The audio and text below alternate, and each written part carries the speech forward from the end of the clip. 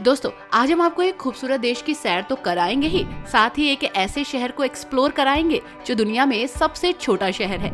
एक ऐसा शहर जहां सिर्फ और सिर्फ 20-25 लोग ही आपको मिलेंगे, लेकिन डोंट बी मिसअंडरस्टैंड, यहाँ पर आपको हर फैसिलिटी मिलेगी। जी हाँ, हर फैसिलिटी। इसी के साथ इस देश ने वर्ल्ड को टाई कल्चर दिया।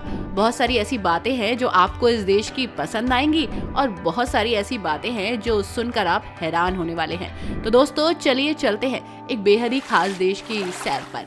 नाम है क्रोएशिया। मे बी आप में से बहुत सारे लोगों ने इस देश का नाम ना सुना हो, लेकिन आज आपको इस देश के बारे में सब कुछ पता चलने वाला है। तो चलिए चलते हैं क्रोएशिया। नमस्कार दोस्तों, आप सभी का बहुत बहुत स्वागत है हमारे YouTube चैनल ट्रेवल इन्फॉर्मेशन पर। दोस्तों, क्रोएशिया दक्षिण पूर्व यूरोप यानी कि बाल्कन में पानोनियन के मैदान और भूमध्य सागर के बीच बसा एक छोटा सा देश है।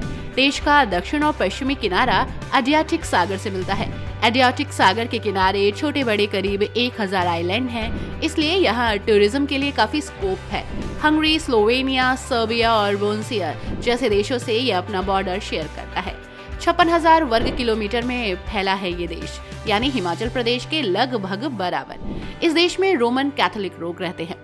इसी के साथ 2.5 गुना ज्यादा पर्यटक इसकी आबादी के अकॉर्डिंग यहाँ आते हैं। क्रोएशिया की इकोनॉमी में पर्यटन का बहुत ही महत्वपूर्ण योगदान है। देश की जीडीपी में 20% हिस्सा टूरिज्म का ही है। क्रोएशिया में हर साल 1 करोड़ से भी ज्यादा टूरिस्ट आते हैं, यानी वहाँ की आबादी से 2.5 गुना ज्यादा। इसे हर साल 8 अरब यूरो की कमाई तो केवल टूरिस्ट से ही हो जाती है। इसके अलावा सी फूड और ऑर्गेनिक फूड की एक्सपोर्ट यूनिट से भी क्रोएशिया को काफी अच्छी इनकम होती है। साथ ही सर्विस सेक्टर काफी स्ट्रॉन्ग है, 70% लोग इसी में काम करते हैं। इकोनॉमी का ये एक बड़ा पार्ट है। दोस्तों, क्रोएशिया की राजधानी है जग्रेब। ये क्रोएशिया के लिए सबसे बड़ा शहर है। आबादी करीब 8 लाख है और हर 5वां व्यक्ति जग्रेब में ही रहता है। ये पूरा शहर करीब 600 वर्ग किलोमीटर एरिया में फैला है। और थोड़े इतिहास की अगर बात करेंगे तो आपको बता दें कि 1991 से पहले क्रोएशिया यूगोस्लाविया का एक हिस्सा था और 25 जून 1991 में इसने यूगोस्लाविया से अलग होने की घोषणा कर दी। हालांकि यूगोस्लाविया ने इसे बिल्कुल भी एक्सेप्ट नहीं किया और इस कारण यूगोस्लाविया की आर्मी ने वहां पर काफी जुल्म सितम करे। क्रोएशिया में बहुत सारे लोग मारे गए और कम से कम 1,70,000 क्रोएशियाई नागरिकों को जुल्म से बचने के लिए अपने घर को छोड़ देना पड़ा। 1991 के अंत तक क्रोएशिया का अपनी सिर्फ 1/3 जमीन पर ही कब्जा रह गया और जनवरी 1992 में क्रोएशिया को यूरोपियन इकोनॉमिक्स कम्युनिटी और इसके बाद संयुक्त राष्ट्र ने मान्यता दे दी। फाइनली 1995 में क्रोएशिया की सेना ने यूगोस्लाविया की सेना को हरा दिया और फाइनली ये देश आजाद हो गया। इसी के साथ ही दोस्तों, क्रोएशिया में एक ऐसा शहर है जो Guinness book of world record में दुनिया का सबसे छोटा शहर है और यूरोप में मौजूद क्रोएशिया देश के शहर का नाम है हुम, जो कि दुनिया का है सबसे छोटा शहर। ये देखिए, एक्सपेक्ट इन क्रोएशिया वेबसाइट की रिपोर्ट के अनुसार ये शहर जुबेट नाम के शहर से सिर्फ 14 किलोमीटर दूर है। शहर में सिर्फ 20 या 30 लोग ही आपको टहलते घूमते मिल जाएंगे। यहाँ पर 2 रोड्स हैं। आप सोच रहे होंगे कि ये शहर क्यों है, गांव क्यों नहीं है अगर छोटा है? तो यहाँ आपको बता दें कि टाउन वॉल, टाउन गेट, कब्रिस्तान, 2 चर्च, रेस्टोरेंट यहाँ पर हैं। यानी फैसिलिटीज आपको यहाँ सारी शहर वाली ही मिलेंगी। इसका मतलब ये बिल्कुल नहीं है कि शहर छोटा है तो यहाँ फैसिलिटीज नहीं होंगी। इसके साथ ही यहाँ कुछ रिहायशी इमारतें भी हैं दोस्तों, और ये करीब 13 स्क्वायर किलोमीटर में बसा है। 100 मीटर लंबे और 30 मीटर चौड़े आकार के इस शहर में एक ही एंट्री गेट है, जहां 2 गलियां हैं और 20 इमारतें। इसी के साथ आपको बता दें कि क्रोएशिया के लोग खाने में मेढक, चील, चूहे, भेड़ का सर, ना जाने क्या क्या खा जाते हैं और ये लोग इसे पसंद भी बहुत करते हैं। अगर आपको पसंद आए तो आप भी टेस्ट कर सकते हैं, लेकिन ये बता दूं आपको कि ये महंगा बहुत है। इसी के साथ दोस्तों, अगर आप टाई लगाने का शौक रखते हैं तो आपको ये बात तो पता होनी चाहिए कि टाई की शुरुआत सबसे पहले क्रोएशिया से ही हुई थी। दुनिया में सबसे पहले लोगों ने यहाँ टाई बांधना सीखा। उसके बाद ये पूरे यूरोप में फैला और उसके बाद एशिया में और उसके बाद पूरे वर्ल्ड में फैल गया। इसी के साथ एक बात और बता दूं मैं आपको, जरा सोच के देखिए, गर्मी का मौसम और एसी लोग यूज ना कर रहे हो। जी हाँ, बिल्कुल दोस्तों, यहाँ के लोग ऐसे ही हैं। चाहे गर्मी में टेम्परेचर 40 डिग्री क्रॉस कर जाए, लेकिन यहाँ के लोग एसी को यूज करने में काफी हिचकते हैं। दरअसल वो बिल की चिंता नहीं करते, बल्कि उनका ये मानना है कि एसी में रहने से उनकी बॉडी खराब होगी, उनकी हेल्थ खराब होगी और उन्हें जुकाम लगेगा। खैर, ये कितना सच है और कितना झूठ है, कितना सही है, कितना गलत है, ये डिसीजन आप लीजिए अगर आप एसी यूज करते हैं। मैं इस बारे में कुछ नहीं कहूंगी, लेकिन क्रोएशिया के लोग एसी यूज करते समय 100 बार सोचते हैं। इसी के साथ यहाँ के लोग फूल देते समय भी कई बार सोचते हैं। दरअसल दोस्तों, क्रोएशिया में अगर आप किसी को प्यार से फूल दे रहे हैं तो सबसे पहले ध्यान रखें कि वो फूल ऑड नंबर में ना हो, जैसे 1, 3, 5, 9, क्योंकि यहाँ पर इवन नंबर के फूल कब्र या समाधि पर चढ़ाए जाते हैं। जी हाँ, ये यहाँ की प्रथा है, परंपरा है, इसलिए फूल देते समय थोड़ा सा सेंसिटिव रहिएगा। इसी के साथ दोस्तों, क्रोएशिया में 8 राष्ट्रीय उद्यान हैं, 11 नेशनल उद्यान और 2 नेचुरल रिजर्व पार्क, जो देश की कुल भूमि में 10% हिस्सेदारी रखते हैं। इतिहास और संस्कृति से भी भरा है ये देश।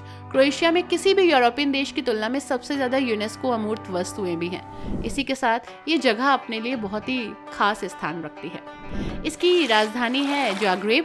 ये क्रोएशिया का सबसे लोकप्रिय डेस्टिनेशन है। खासकर इस पुराने शहर का मध्य हिस्सा पर्यटकों को काफी अट्रैक्ट करता है।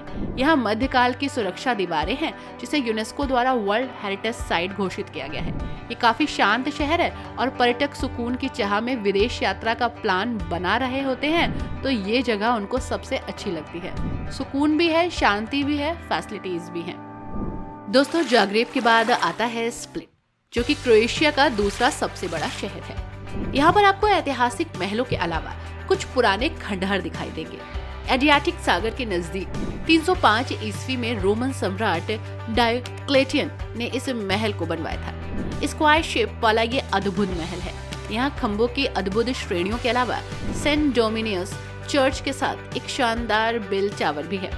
पुराने शहर को यूनेस्को द्वारा विश्व धरोहर स्थल घोषित किया गया। यहाँ आप केवल पैदल ही जा सकते हैं, लेकिन जब इसको एक्सप्लोर करेंगे तो यकीन मानिए बहुत अच्छा एक्सपीरियंस मिलेगा। This is Hvar town. Hvar Croatia का फैशनेबल शहर है। ज्यादातर पर्यटक यहाँ डायमेचियन आइलैंड को देखने के लिए आते हैं। इस शहर में आपको शानदार होटल, रेस्टोरेंट्स मिलेंगे, साथ ही आप बेहतरीन सी फूड का लुत्फ उठाने के लिए यहाँ आ सकते हैं। दरअसल ये शहर लंबे समय तक बेनेटियन शासन के अधीन रहा था, करीब 1420 से 1797 तक, इसलिए इसकी झलक अब भी यहाँ दिखाई देती है। हवर टाउन सेलिब्रिटीज और बड़े बड़े जहाजों के लिए काफी फेमस है। यहाँ के बीचेस भी बहुत खूबसूरत है। आप वाटर स्पोर्ट्स का लुत्फ यहाँ उठा सकते हैं, बहुत सारी एक्टिविटीज कर सकते हैं।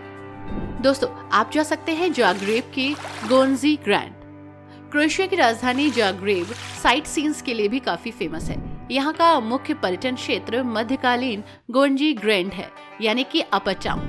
शहर का सेंट मार्क चर्च और क्रोएशियाई संसद गोंजी ग्रैंड साथ में स्थित है।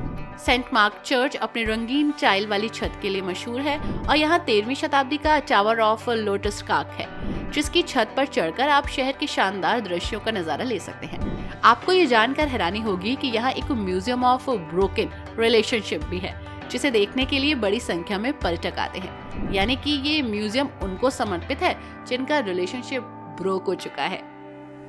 दोस्तों, this is Plitvice national park. Croatia जा रहे हैं तो इस पार्क को बिल्कुल भी मिस मत कीजिएगा, क्योंकि ये दूसरे नेशनल पार्क से थोड़ा हटकर है। पहाड़ की ऊंचाई पर स्थित इस पार्क की खासियत ये है कि यहाँ 16 झीलों का एक नेटवर्क है। इनसे गिरने वाला पानी विशाल झरने की तरह लुक देता है। झरने को नजदीक से एक्सपीरियंस करने के लिए लकड़ी के पुल बने हैं। झील में बोटिंग का लुत्फ आप उठा सकते हैं। इसी के साथ आप यहाँ कभी भी जा सकते हैं, मजा आपको उतना ही आएगा। दोस्तों, कॉन्टी नेशनल पार्क। कॉन्टी नेशनल पार्क के आसपास का पूरा क्षेत्र बेहद खूबसूरत है। ये पूरा क्षेत्र 35 किलोमीटर लंबा है और 13 किलोमीटर चौड़ा। इस समुद्री क्षेत्र में 80 से अधिक छोटे बड़े टापू हैं। शुरुआत में यहाँ मछुआरों और स्थानीय लोगों द्वारा पत्थरों के शेल्टर्स तैयार किए गए थे, जिन्हें अब कॉटेज के रूप में बदल दिया गया है। इसका यूज अब हॉलिडे रूम्स और रेस्टोरेंट के रूप में होने लगा है। यहाँ कमाल के सी फूड मिलते हैं। आई होप दोस्तों, यहाँ जाकर आपको एक अलग ही एक्सपीरियंस मिलेगा।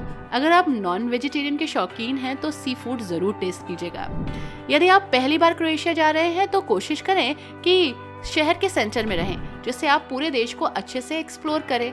और हाँ, कोशिश कीजिए कि आप सड़क से ही सफर करें, जिससे कि नज़ारे देखना काफी आसान होगा।